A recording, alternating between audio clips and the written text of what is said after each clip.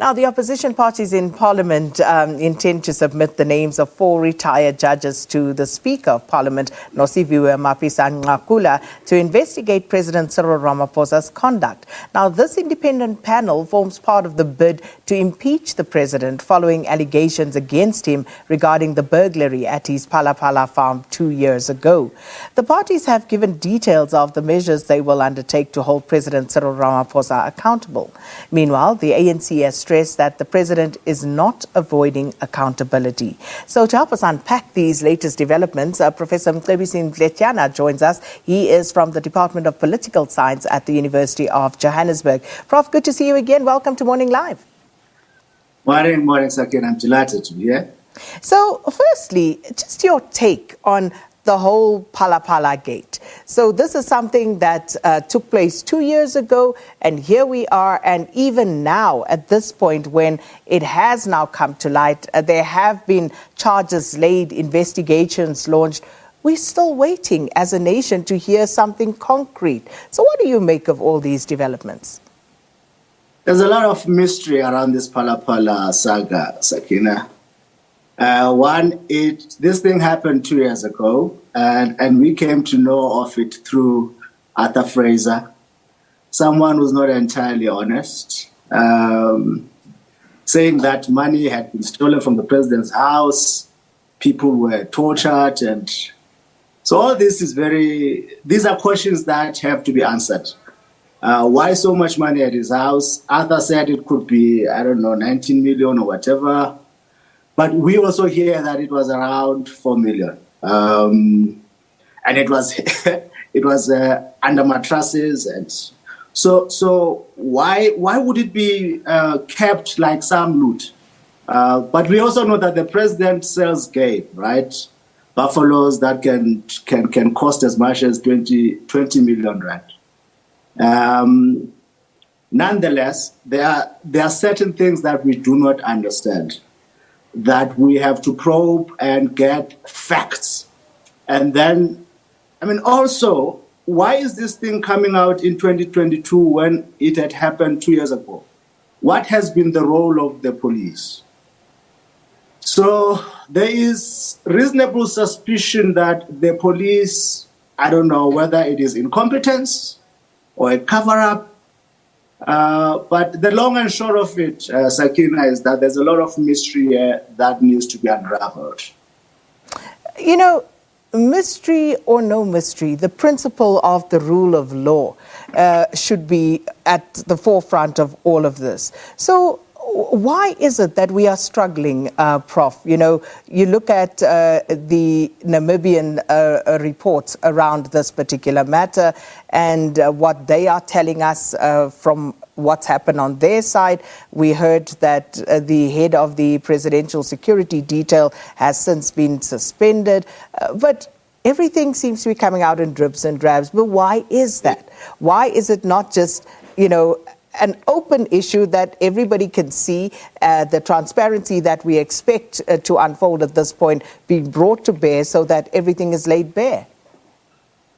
Well, if someone's house, someone like the president's house is broken into, Sakina, that is a difficult matter to deal with, because if his house can be broken into, then it means that mine and yours can easily be broken into.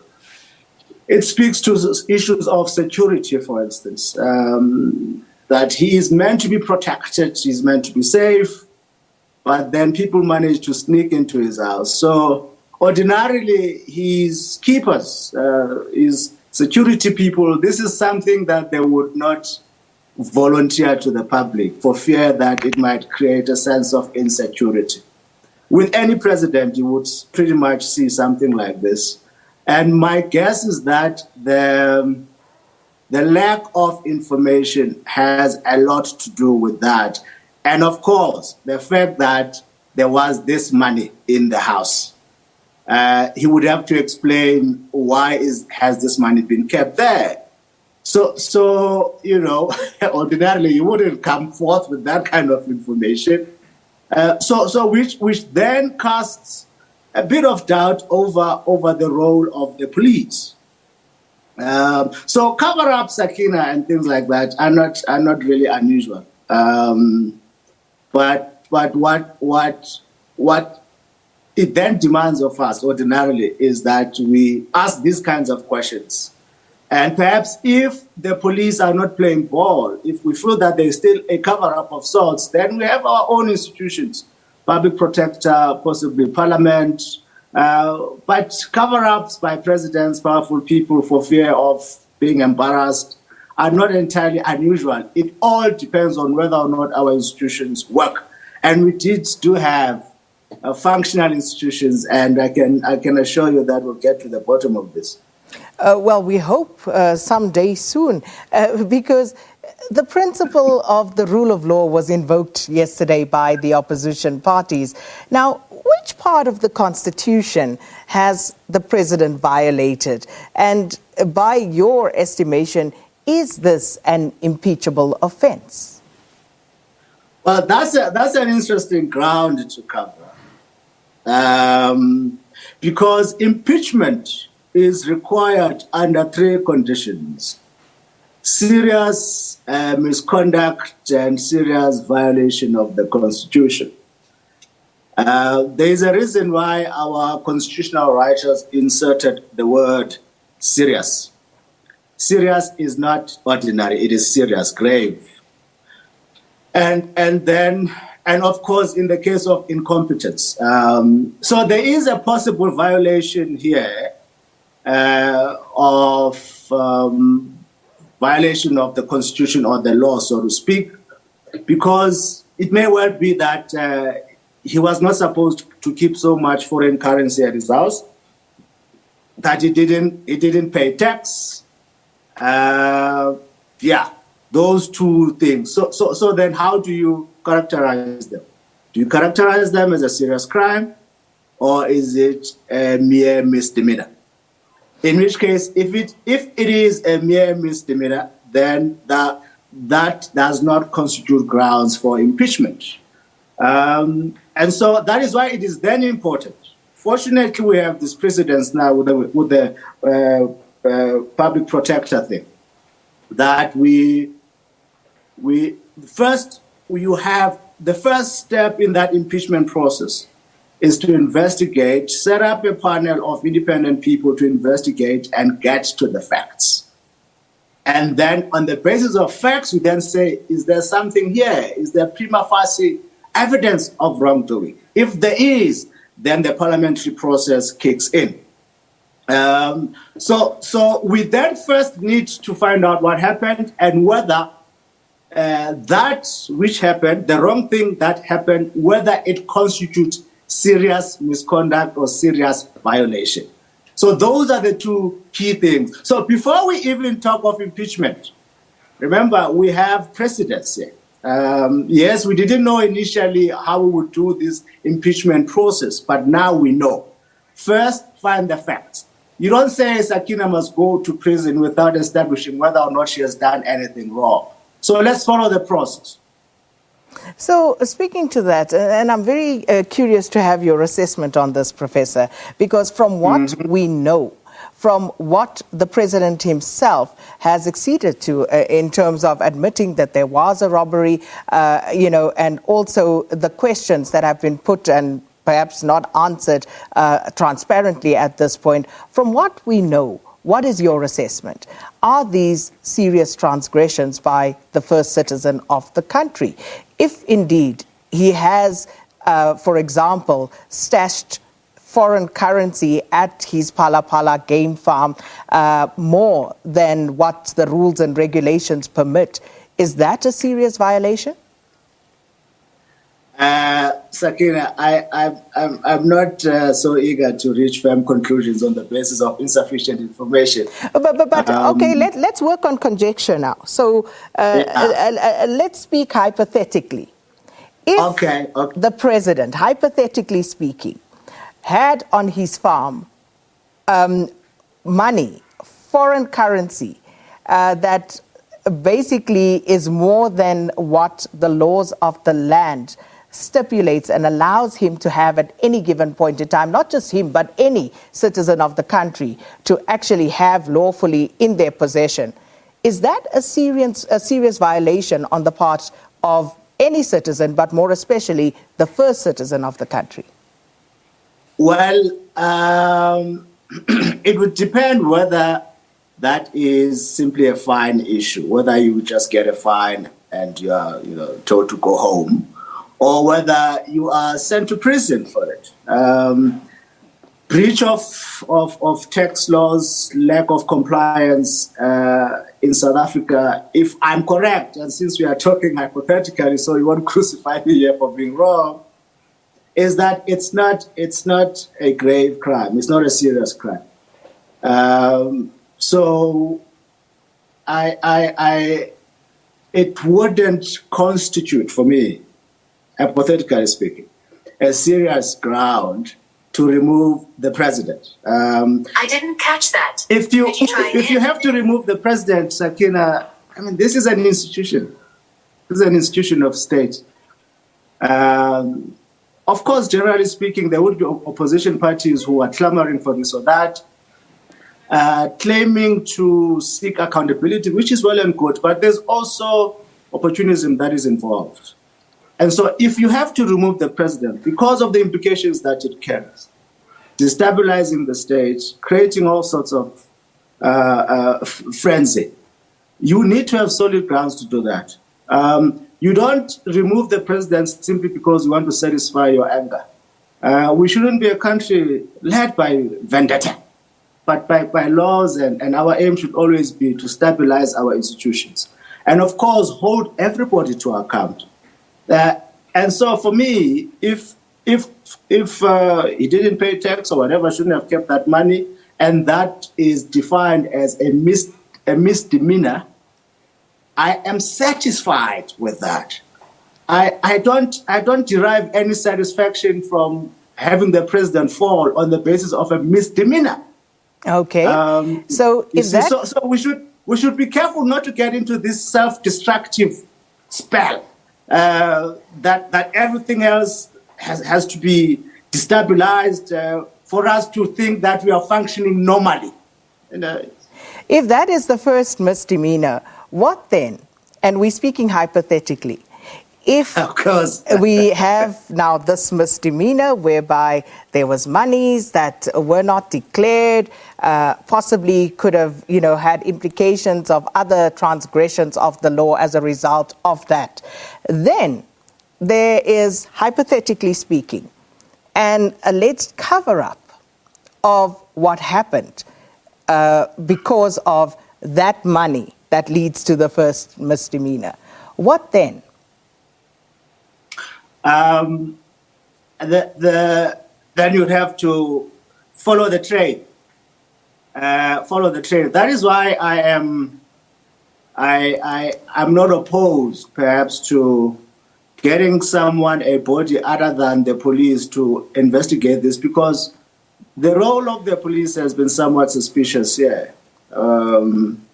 So one needs a lot more convincing that the police have been entirely partial in this. So once you have that body, or hopefully the police can recover their competence and do what they're meant to do, if they discover that there was a cover-up, you follow the evidence. Whoever was involved in the cover-up. Say, for instance, and this is Fraser who's saying this, that the witnesses were tortured. And, does it mean the president ordered that torture? Then we would have to prove that. And if the president ordered the torture, then that's a different ballgame altogether, right? I mean, that's a serious crime. So you would have to fall, inevitably, I think. So there must be punishment. The rule of law must apply. But in our application of the rule of law, and I have to stress this repeatedly, that we need to get to the facts and stop the mob mentality. The politicians can do that. I mean, they like theater. They can be clownish at most times. But you and I, Sakina, we have to appeal for clarity and sober-mindedness, especially for ways to get to the truth, so that when we take decisions, they are based on firm evidence, and the public should not be mobilized to agree to things without knowing the information. Like, for instance, they are saying that they're going to mobilize people to get the president impeached. On what basis? I'm sure the public would want to know, on what basis should we impeach the president? So otherwise, the public are now puppets of these politicians who feel comfortable peddling anything and get the public to act ignorantly without knowing anything.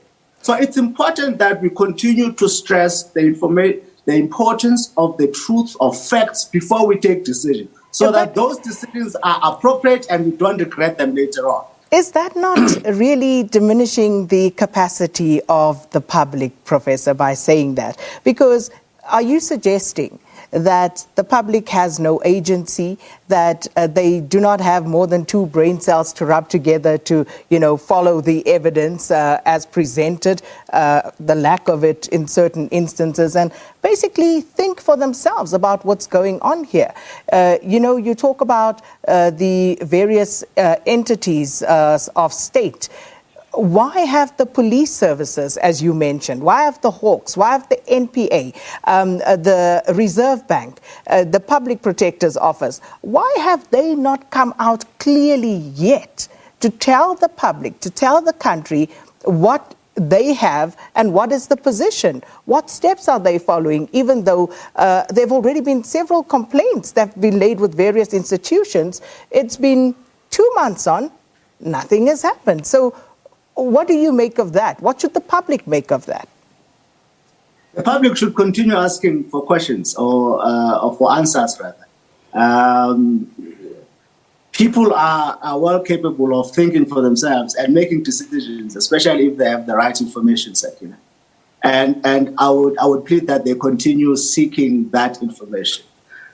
For instance, here, the public protector started doing this a while ago. I'm not sure if she has taken extraordinarily long in concluding her report.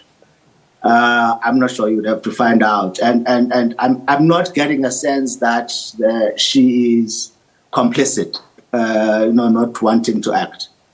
And so Parliament, secondly, has a portfolio committee. I'm not sure if they have asked the police to explain this.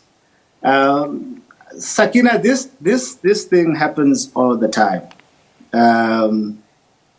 The fact that there is this delay does not necessarily mean that the institutions are necessarily dysfunctional, and therefore the public must believe that these institutions are conniving together to protect the president.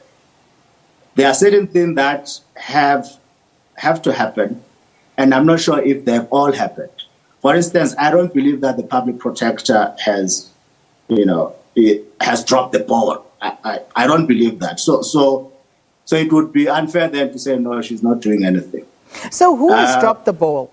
Let's take the police, for example, given that this case happened more than 2 years ago. Why hasn't there been any follow-up?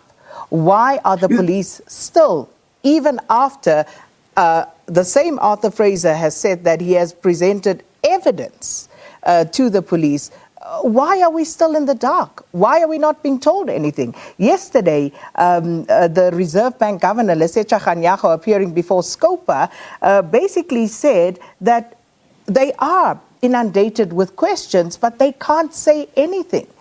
So doesn't that raise more suspicion? Well, the police, as we were talking earlier, this thing happened 2 years ago.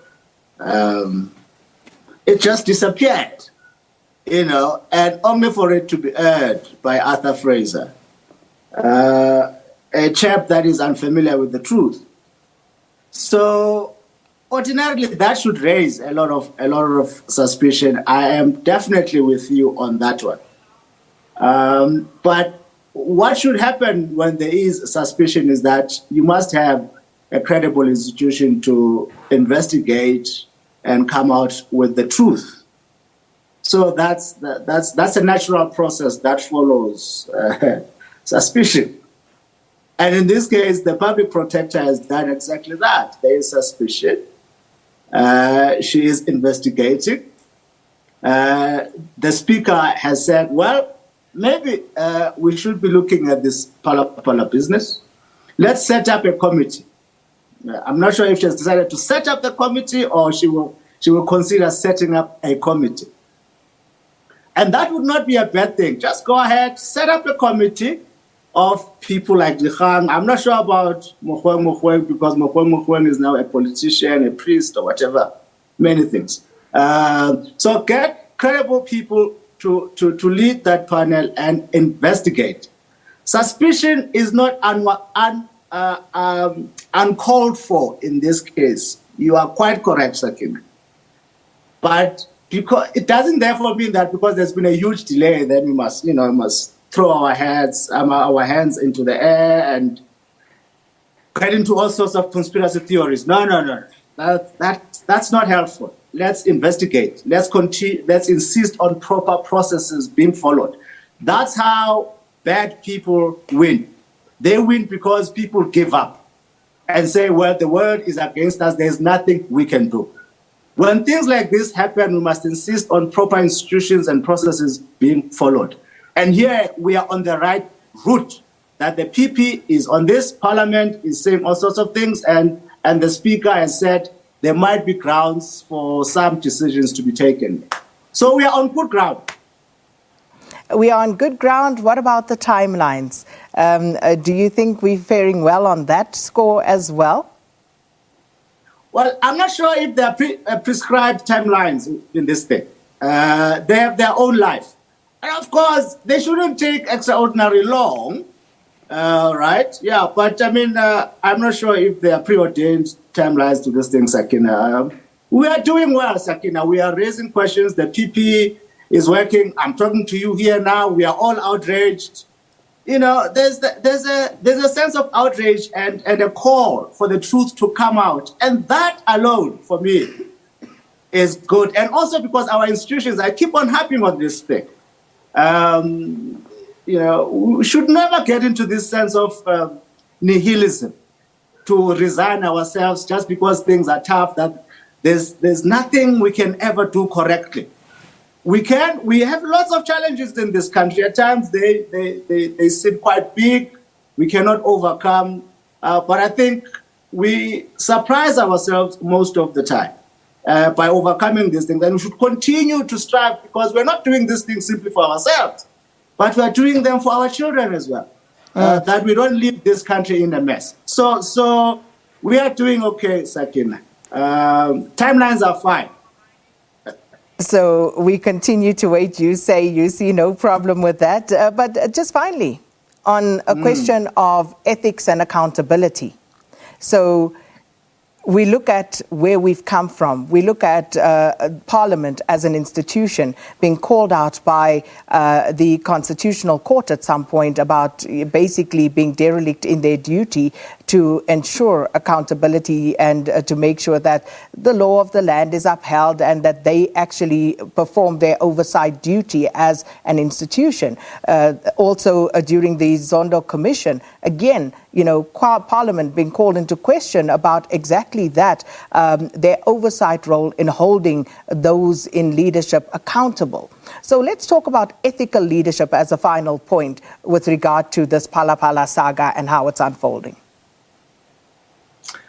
I think Parliament is now doing well.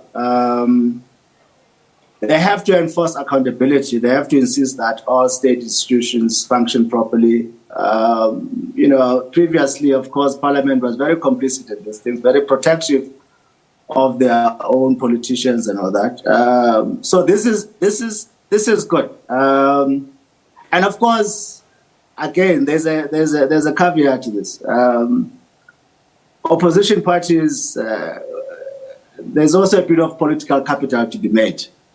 It's not all about these honorable principles of accountability and all that.